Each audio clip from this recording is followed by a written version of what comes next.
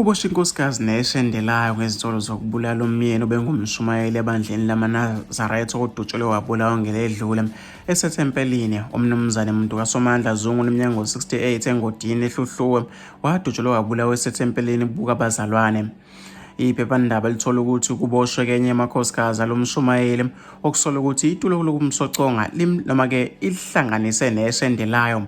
Ngokwemithombo eliphephandaba kusola ukuthi le nkosikazi yamitha ingane okungesiyona yasemshadweni wayo noZungu. Kube ukuthi uZungu wayiyalela ukuba ibuyele kubo noma-ke iyolwa necile elenzile kugezwe-ke negceke lakwaZungu ngokuphinga kwayo.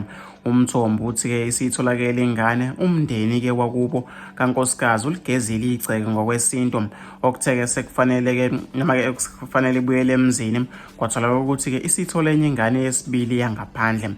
uZungu bese efuna-ke abuye umkakhe kodwa-ke bengaboni ngasolinye. Kunezitolo-ke zokuthi inkosikazi bingasakwazi ukujola kahle neshendelayo ngokukhuleka ngenxa yokuthi bisibuyele emzini. Base bakha-ke leli tulo lokusoconga indoda, kusho-ke umthombo. uZungu beyinduna-ke yesigodi ebukhosini basemdletsheni ehluhluwe ngaphansi kwesifunda umkhanyakude enkosini uZolani Mdletshe. Kuvele ukuthi ubeshadele ngamakhosikazi amane noma-ke odabeni